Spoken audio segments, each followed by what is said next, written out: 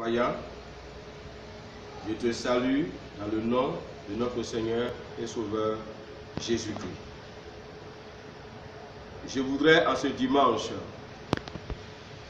22 mars 2020 t'adresser cette exhortation. Les gouvernants de ce monde entier s'activent à prendre des mesures pour éradiquer cette nouvelle maladie appelée coronavirus ou Covid-19 qui continue de frapper. Les contagions se multiplient et les morts s'enregistrent en cascade. Cette maladie, au-delà de son aspect physique, est une véritable œuvre du diable pour troubler et humilier l'humanité entière et en particulier les gouvernants, mais c'est aussi une œuvre démoniaque pour déstabiliser et briser notre vie chrétienne. C'est une preuve pour aussi identifier les vrais chrétiens et tester leur foi et la puissance de leur foi. Dans ce qu'on peut qualifier d'une guerre contre l'invisible, je voudrais te rappeler que ton Dieu est fidèle et qu'il tient toujours ses promesses. Voici donc le message qu'il me confie pour toi en cet instant précis. Et ce message, nous le retrouvons dans le psaume 91 du verset 1 au verset 7. Faisons ensemble la lecture. Psaume 91 du verset 1 au verset 7. Celui qui demeure sous l'abri du Très-Haut repose à l'ombre du Tout-Puissant. Je dis à l'Éternel, mon refuge, ma forteresse, mon Dieu en qui je me confie, car c'est lui qui te délivre du filet de l'oiseleur, de la peste et de ses ravages. Il te couvrira de ses plumes et tu trouveras un refuge sous ses ailes. Sa fidélité est un bouclier et une cuirasse. Tu ne craindras ni les terreurs de la nuit, ni la flèche qui vole de jour, ni la peste qui marche dans les ténèbres, ni la contagion qui frappe en plein midi. Que 1000 tombent à ton côté et 10 000 à ta droite, tu ne seras pas atteint. Voilà donc le message qu'il me donne pour toi. Dans ce message, nous pouvons tout de suite même résumer que Dieu assure ta sécurité. Et cela au-delà des observations strictes des conditions d'hygiène déclarées par nos gouvernants. Mais en même temps, il y a aussi des conditions spirituelles qu'il faut remplir. Parce que comme je l'ai dit tout haut, ce fléau, cette maladie est une œuvre diabolique, dont une œuvre dont la source va ou vient du spirituel. Le premier verset, c'est un verset qui nous montre, dans ce moment très difficile, ce qu'il faut faire, ce que l'enfant de Dieu doit faire, ce que le chrétien doit faire, au-delà même des prescriptions observées par tout un chacun. Le verset 1 dit, celui qui demeure sous l'abri du Très-Haut repose alors à l'ombre du Tout-Puissant. Donc celui qui demeure sous l'abri du Très-Haut repose à l'ombre du Tout-Puissant, ce qui veut dire que la première condition à remplir dans ces moments difficiles, il faut demeurer sous l'autorité de Dieu, le Père. Et si tu es sous l'autorité de Dieu, le Père, son ombre te couvrira. L'ombre est comme un symbole de protection de notre vie. Et cela est très important. Cela est très important. La deuxième condition, c'est de faire de Dieu notre refuge, notre forteresse, et de nous confier pleinement en lui. Et cela aussi est important. Je dis à l'Éternel, le verset 2, je dis à l'Éternel, mon refuge et ma forteresse, mon Dieu en qui je me confie.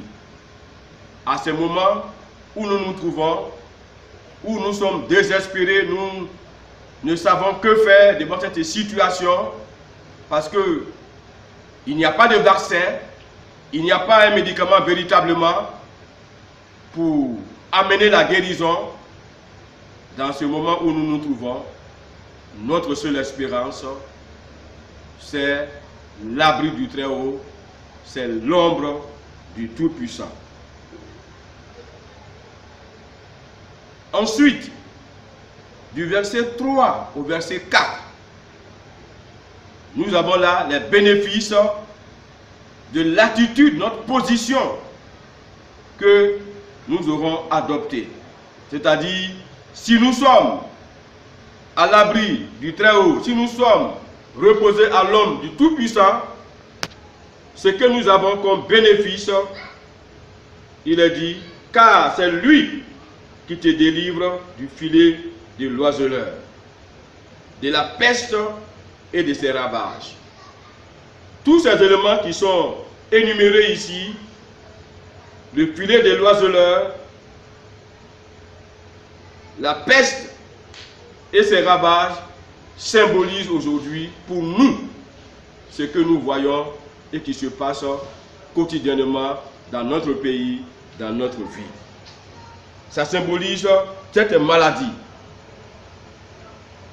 Il est aussi dit que si nous faisons cela, alors Dieu nous couvrira de ses plumes et nous trouverons un refuge sous ses ailes.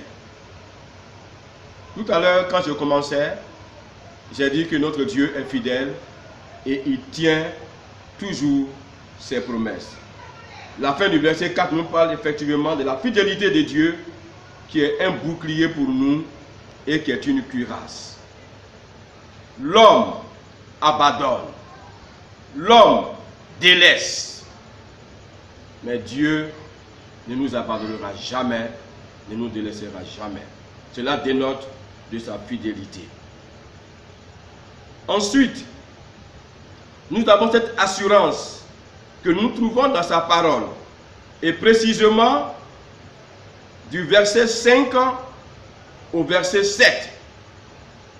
Il dit, tu ne craindras ni les terreurs de la nuit, ni la flèche qui vole de jour, ni la peste qui marche dans les ténèbres, ni la contagion qui frappe en plein midi. Comme nous le voyons aujourd'hui, la contagion se fait.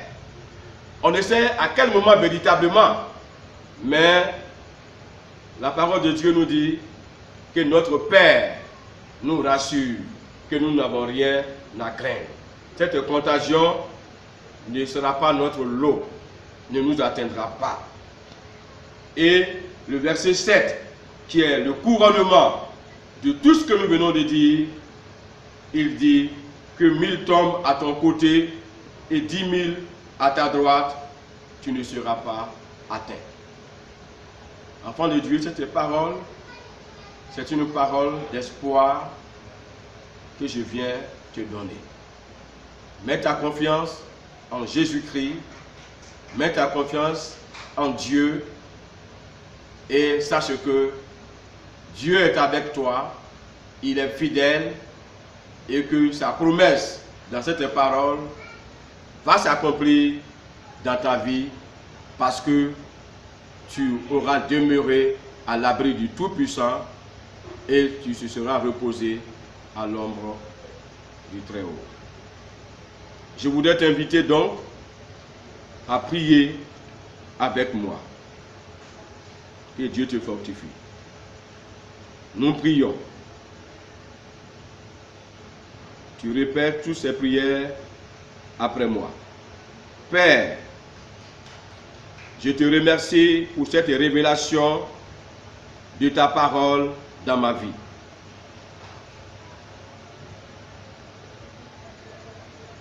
Merci parce que tu me promets que je ne serai pas atteint. Merci parce que tu me rassures et je ne crains pas, je n'ai pas peur. Père, merci d'assumer ma protection, ma sécurité au nom de Jésus. Tu m'as dit, je ne serai pas atteint. Oui, Père, je crois que je ne serai pas atteint. Je crois que mon épouse ne sera pas atteinte. Je crois que mon époux ne sera pas atteint. Je crois que mes enfants ne seront pas atteints. Je crois que ma famille ne sera pas atteinte. Je crois que mes voisins ne seront pas atteints. Père, dans ta parole, dans Ésaïe 59, le verset 19, tu as dit, quand l'ennemi viendra comme un fleuve, l'Esprit de l'Éternel le mettra en fuite.